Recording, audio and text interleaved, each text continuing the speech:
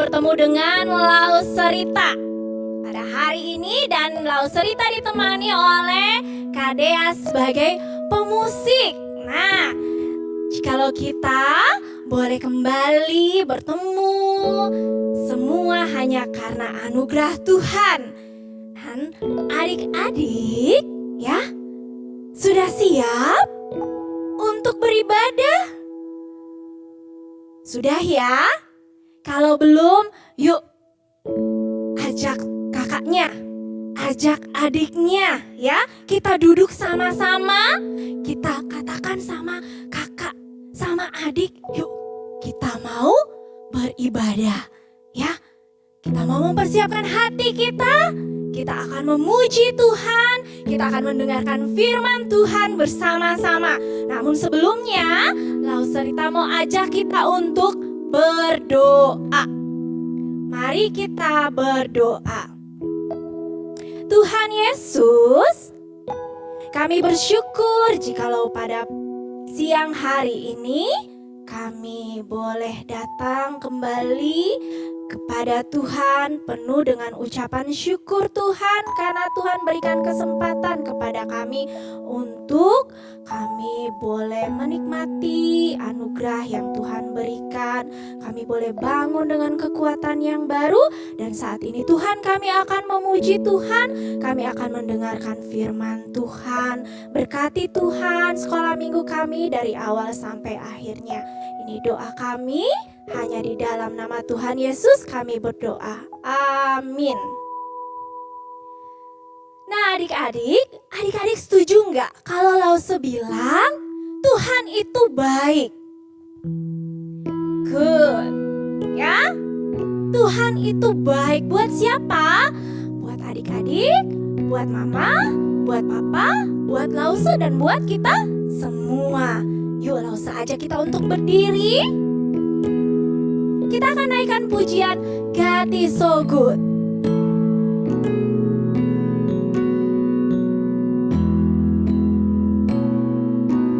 God is so good, God is so good. God is so good, God is so good.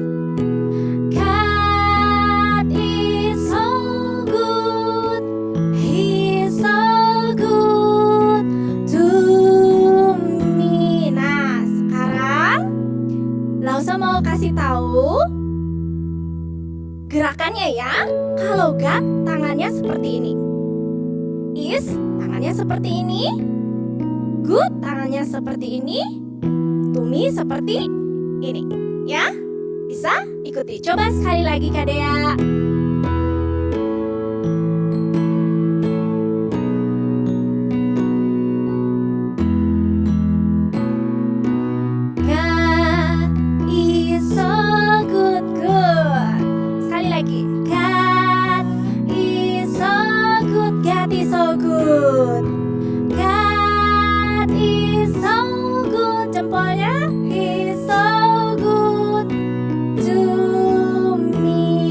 Lebih cepat ya.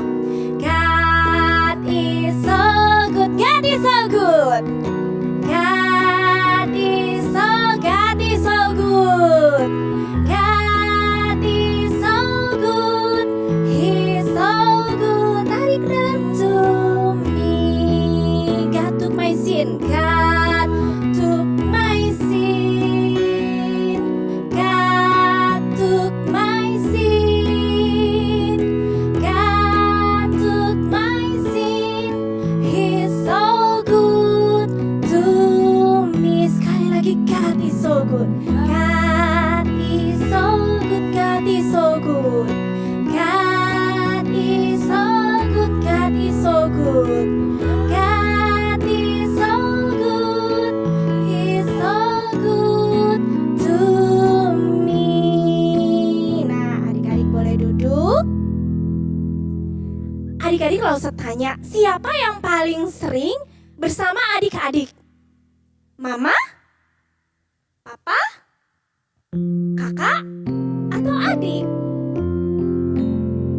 Kadang mereka gak selalu sama-sama kita loh. Siapa sih yang selalu ada bersama kita, yang gak pernah ninggalin kita waktu kita sedih, waktu kita marah, waktu kita kecewa? Ada yang tahu? Udah ada yang jawab. Ya betul, Tuhan Yesus.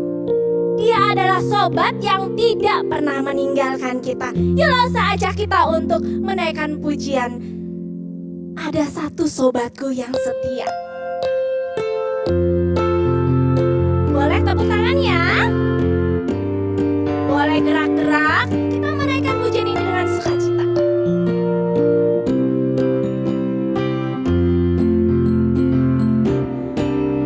Ada satu sobatku yang setia,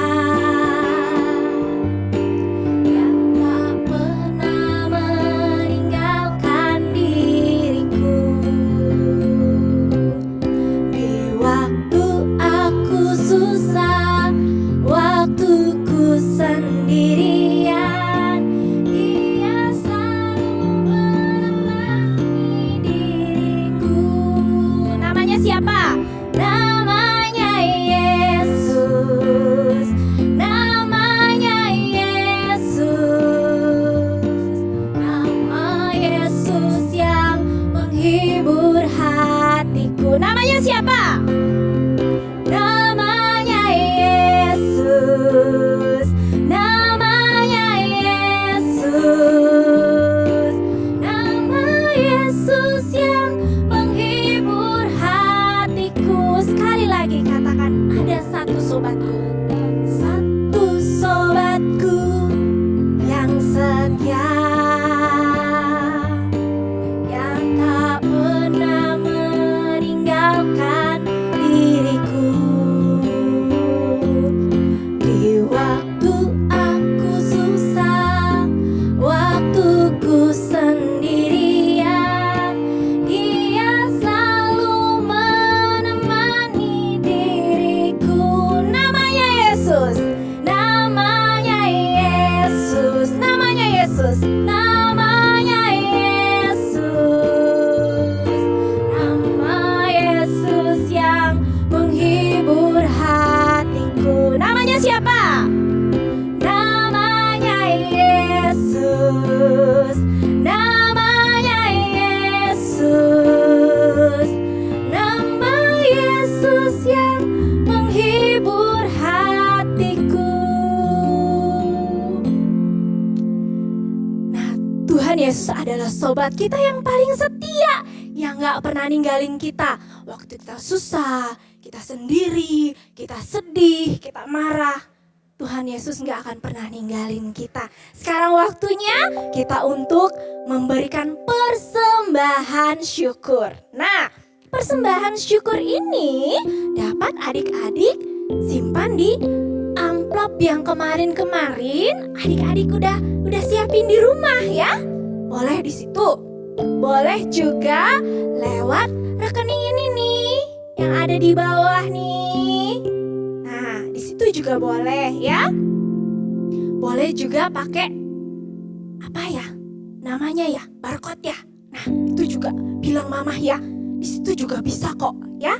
Oke, yuk kita mau siapkan hati kita. Kita siapkan persembahan kita. Ingat, persembahannya jangan dikucek-kucek. Kan mau masukin dalam amplop. Harus dilipatnya yang rapi ya. Oke, kita naikkan pujian. Bersyukur, bersyukur.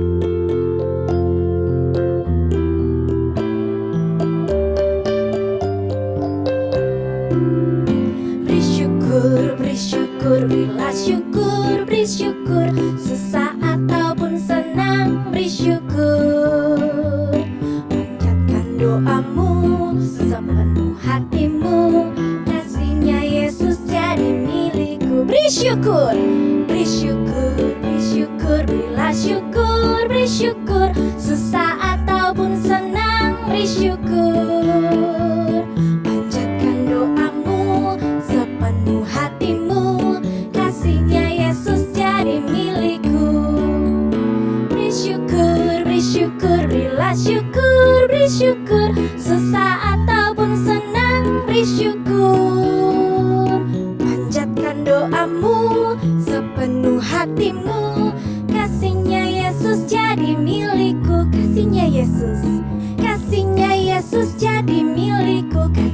Yesus. Kasihnya Yesus jadi milikku.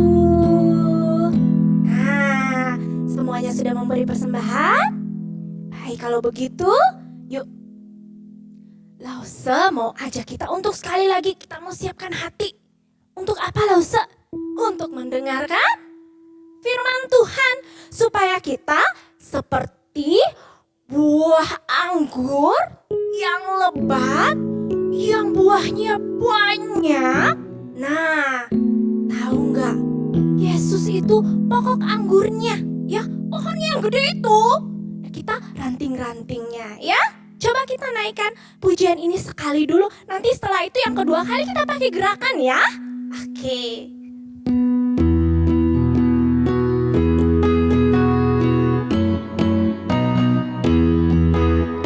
Yesus pokok dan kitalah caranya, tinggallah di dalamnya. Yesus pokok dan kitalah caranya, tinggallah di dalamnya. Yesus pokok dan kitalah caranya, tinggallah di dalamnya. Pastilah kau akan berbuah. Yesus cintaku, ku cinta kau, kau cinta dia. Yesus cintaku, ku cinta kau, kau cinta dia. Yesus pokok dan kitalah caranya, tinggallah di dalamnya. Yesus pokok dan kitalah caranya, tinggallah di dalamnya. Yesus pokok dan kitalah caranya, tinggallah di dalamnya. Pastilah kau akan berbuah. Nah, sekarang kita pakai gerakan ya. Seperti ini.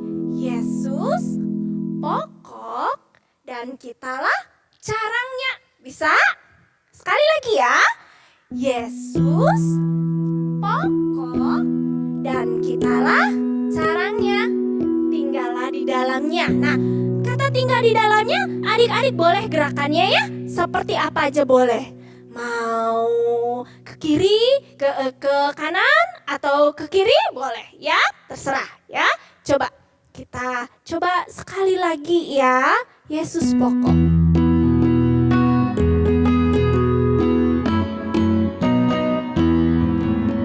Yesus pokok dan kitalah caranya, tinggallah di dalamnya. Yesus pokok dan kitalah caranya, tinggallah di dalamnya. Yesus pokok dan kitalah caranya, tinggallah di dalamnya. Pastilah kau akan berbuah. Yesus cintaku, ku cinta kau, kau cinta dia. Yesus cintaku, ku cinta kau, kau cinta dia. Yesus pokok dan kitalah caranya, tinggallah di dalamnya. Yesus pokok dan kitalah caranya, tinggallah di dalamnya. Yesus pokok dan kitalah caranya, tinggallah di dalamnya. Pastilah kau akan berbuah. Nah, sekarang kita akan dengarkan cerita firman Tuhan yang akan disampaikan oleh Lause yang cantik. Siapa itu?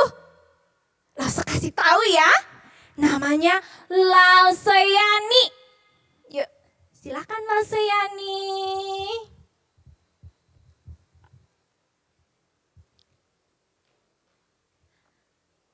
Halo adik-adik, apa kabar? Ya, ketemu lagi dengan Lause ya. Lause senang sekali ya, kita masih bisa terus bersekolah minggu, beribadah ya, meskipun masih tetap harus dari rumah. Nah, adik-adik, hari ini Lose akan cerita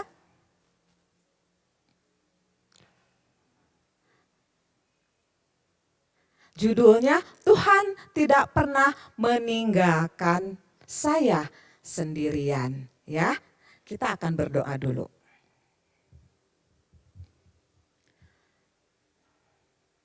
Bapa di dalam surga, kembali kami mengucap syukur karena Tuhan masih memberi kesempatan kepada kami untuk bisa beribadah, mengucap syukur kepada Tuhan, bisa memuji Tuhan, bahkan bisa menyampaikan persembahan syukur kami.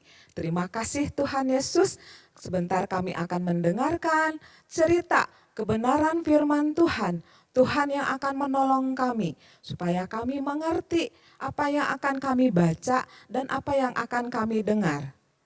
Supaya kami juga bisa melakukannya dalam kehidupan sehari-hari. Terima kasih Tuhan Yesus.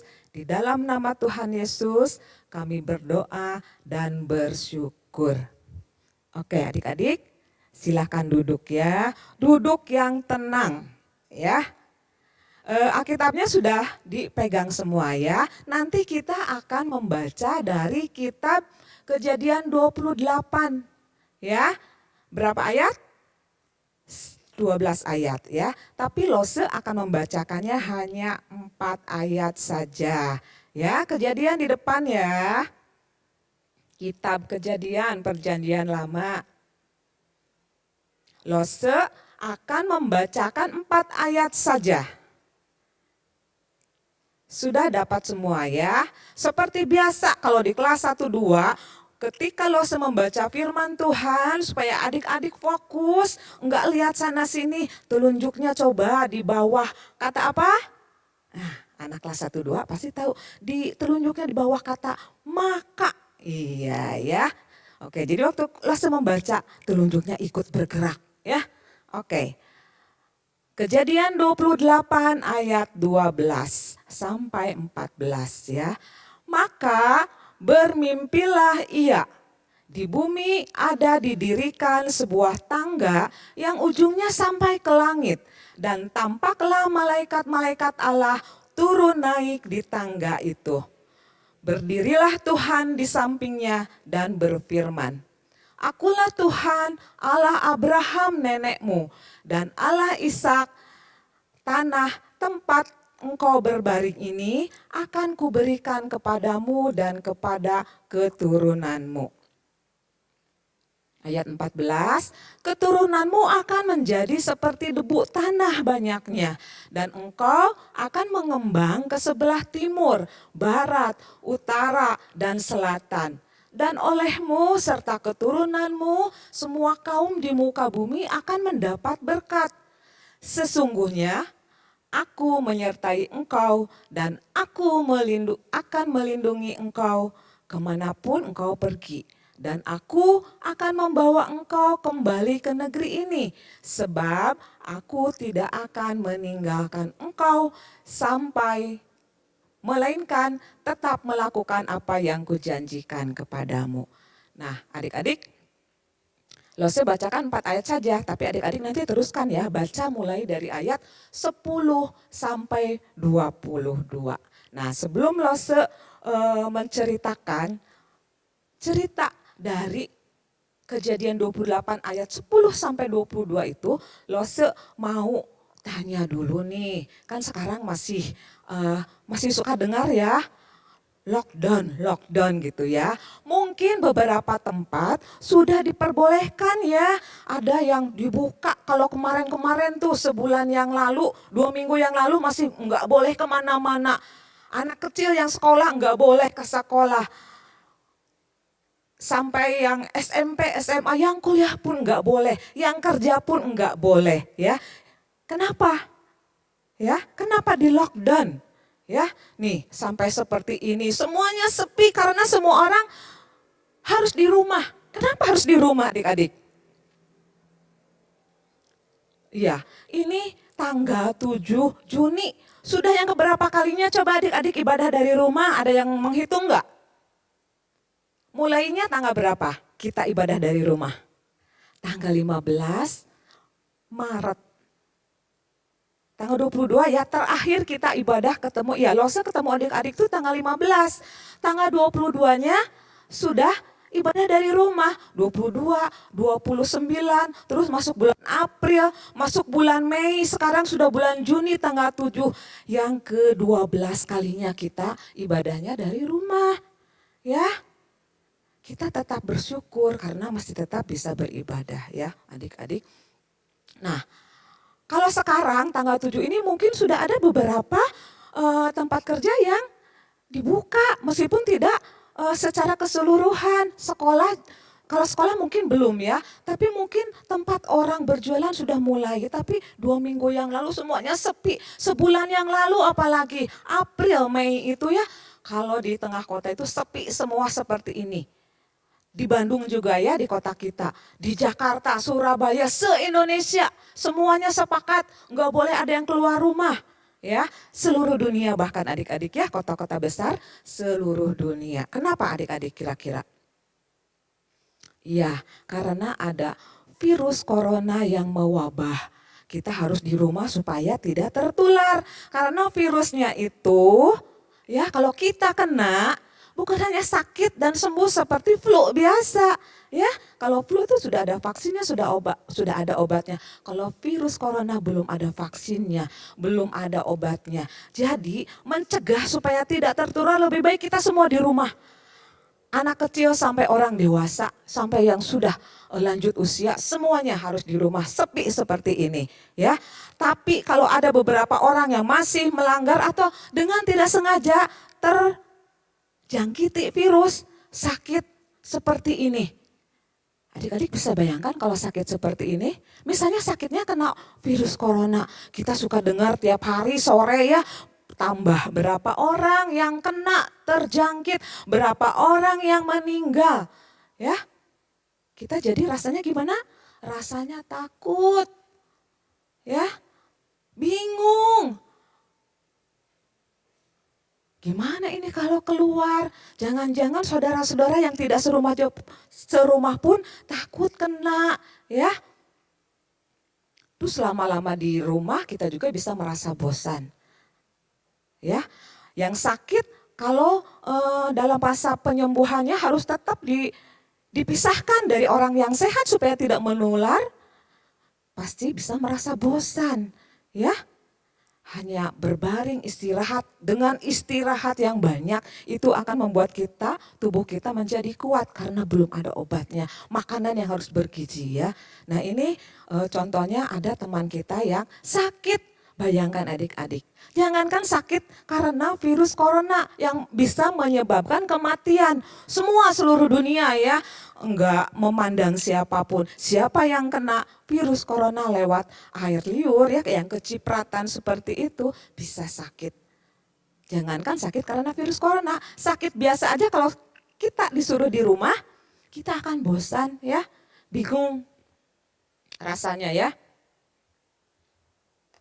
Khawatir, sedih, bahkan kita bisa marah. Kenapa Tuhan saya sih yang sakit kok teman saya sehat bisa gitu ya.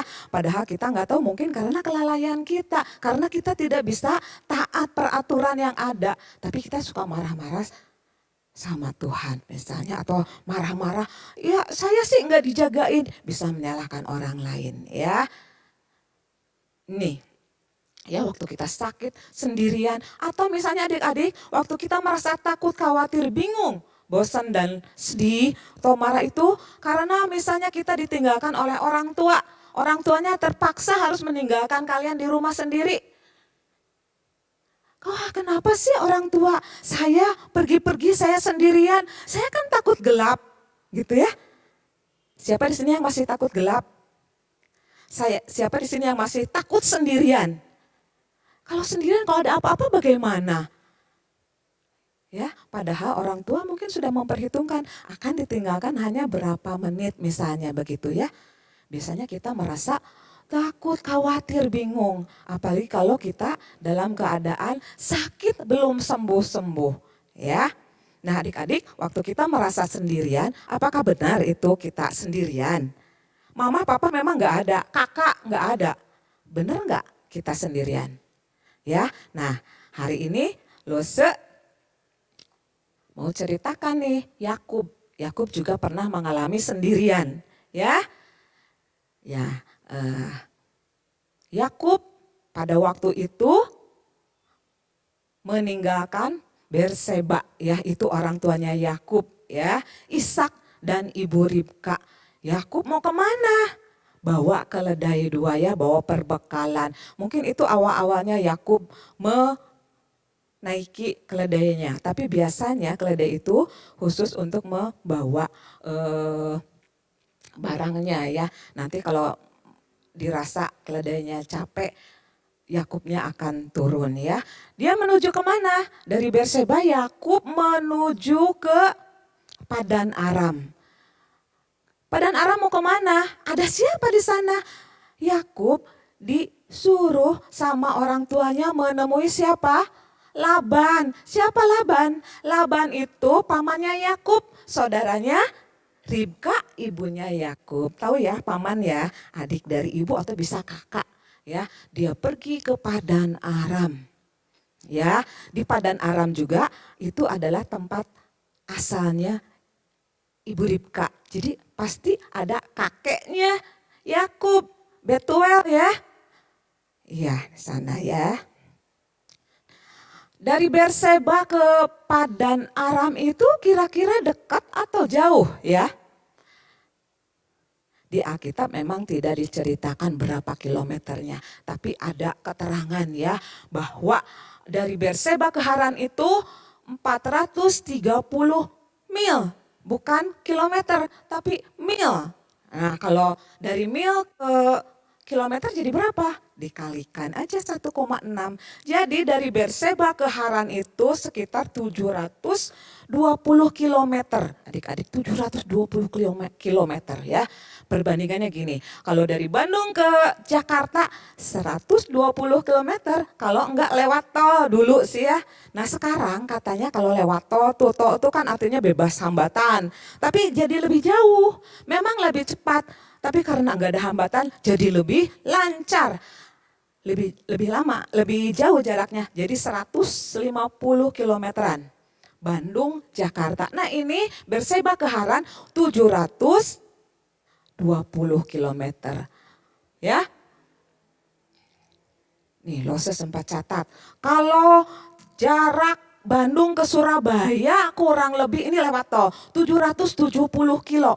Berarti lebih dari 50 kilo lebihnya, ya. Sekitar segitu.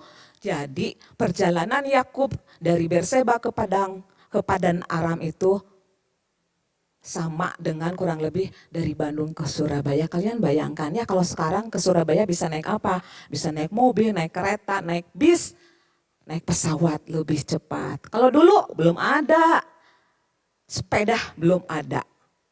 Ya, mobil apalagi, kereta, pesawat apalagi. Jadi Yakub itu berjalan kaki dan kadang dia sekali-kali menaiki keledainya. Nah, kalau melewati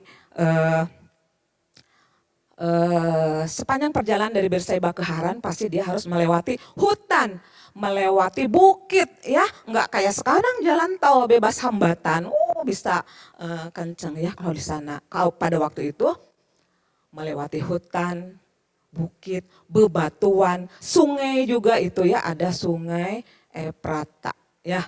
Nah, kalian bayangkan gimana letihnya Yakub, ya, selama perjalanan. Dia suatu malam dia istirahat tidur karena letih dan capek. Tidurnya di mana? Ada penginapan? Kayak sekarang kalau mau keluar kota, belum nyampe ke kotanya, kalau naik mobil, ya, kita nginap dulu, istirahat dulu. Enak ada penginapan. Waktu itu Yakub nggak ada apa-apa, nggak ada penduduk yang membukakan pintu juga nggak ada, dia di perjalanan, ya. Dia cari-cari tempat yang agak aman, yang agak bersih. Dia berbaring di atas rumput, ya, berselimutkan jubahnya yang suka dia pakai, dia pakai untuk selimut. Dan bantalnya apa? Pada zaman itu memang kebiasaan mereka tidurnya memakai bantalnya itu dari batu, ya. Nah, bantalnya dari batu, dan pada waktu itu ya, nih waktu Yakub tidur karena letih dan capek, dia tidur itu begitu sampai di sekitar kota Luz, kurang lebih di sekitar kota Luz. Kota Luz itu baru 50 kilo, 50 mil dari Berseba, ya. Dia sudah capek sekali, ya, dia letih, istirahat, ya. Jadi di situ Yakub tidur dan dia bermimpi. Mimpinya apa kira-kira adik-adik? Ini ya, tadi kan di 4 ayat yang sudah dibacakan sudah disebutkan. Dia bermimpi dari bumi ada tangga menjulang ke langit. Tuh ya, jadi ada anak-anak tangga menjulang. Terus ada malaikat turun naik, gitu ya. Yakub bermimpinya begitu, ada malaikat turun naik dan di atasnya ya Allah berfirman. Apa katanya? Allah berfirman, mari kita baca ayat 13.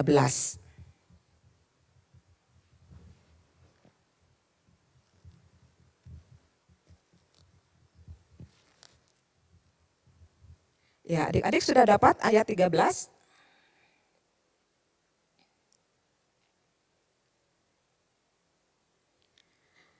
Berdirilah Tuhan di sampingnya dan berfirman, Akulah Tuhan Allah Abraham nenekmu dan Allah Ishak. Tanah tempat engkau berbaring ini akan kuberikan kepadamu dan kepada keturunanmu. Keturunanmu akan menjadi seperti debu banyaknya dan engkau akan mengembang ke sebelah timur, barat, utara, selatan. Dan olehmu serta keturunanmu semua kaum di muka bumi akan mendapat berkat. Jadi Tuhan Allah berkata, ya, akulah di situ, di tempat itu, di tempat Yakub beristirahat itu ada Allah ternyata ya. Bahkan Allah menjanjikan akan memberkati Yakub dan keturunannya, memberkati sampai keturunannya banyak. Dikatakan banyak, sebanyak apa? Sebanyak apa? Sebanyak debu. Siapa yang bisa menghitung debu? Kalau rambut mungkin meskipun susah ya, kalau di segini masih bisa dihitung, meskipun susah masih bisa dipilah-pilah ya gitu. Atau kacang hijau masih bisa, kalau debu siapa yang bisa? Susah, saking kecilnya, saking banyaknya. Itu artinya Tuhan akan memberkati keturunan Yakub banyak sekali, tak terhingga terhitung. Nah itu di dalam mimpinya. Di depannya bisa kelihatan ada, kita masih bisa hitung 1, 2, 3, 4, 5 sampai ke belakang. Saking banyaknya tak terhitung. Itu artinya Tuhan akan memberkati keturunan Yakub, ya. Nah, pagi-paginya Yakub bangun. Dia mengingat-ingat lagi mimpi semalam. Apa ya? Mimpi saya tadi malam itu. Selain ada tangga menjulang dari bumi ke langit, terus apa yang Tuhan katakan? Oh, ternyata Tuhan bilang, saya itu nggak pernah sendiri. Dalam perjalanan pun dari Berseba sampai nanti ke Padang Aram, Allah tetap akan menyertai Yakub. Itu arti mimpinya. Bahkan Tuhan Allah menjanjikan akan memberkati keturunannya. Kira-kira adik-adik kalau dijanjikan begitu, Yakubnya senang atau tidak? Ya tentu senang. Yang tadinya kesepian sepanjang jalan sendirian. Kalau hujan kedinginan, nggak bisa berteduh, paling harus cari pohon-pohon yang agak rimbun.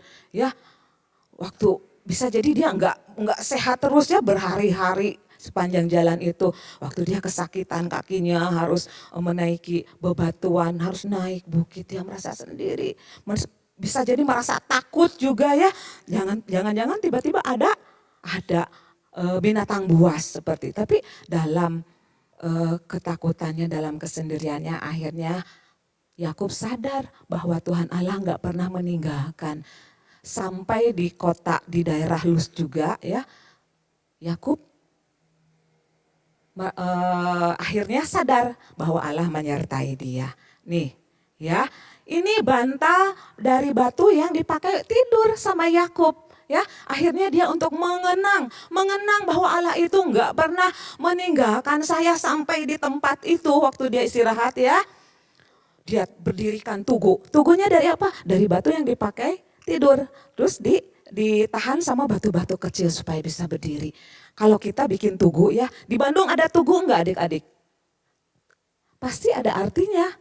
Ya, kalau orang membuat tugu atau pemerintah membuat tugu, ada tugu pendidikan jalan di Pati Ukur ya, itu untuk mengenang daerah situ tuh memang Bandung itu harus memajukan pendidikan. Atau ada tugu Monas di Jakarta ya, ada artinya kenapa dibangun tugu itu. Atau di Jakarta ada tugu kemerdekaan gitu ya, ada tugu selamat datang HI gitu ya, itu banyak. Itu biasanya ada artinya. Nah, Yakub mendirikan tugu dari batu itu karena dia ingin mengingat penyertaan Tuhan. Dan dia sadar bahwa di tempat dia beristirahat itu, Tuhan memberkati tempat itu ya. Akhirnya Yakub menamai tempat itu apa?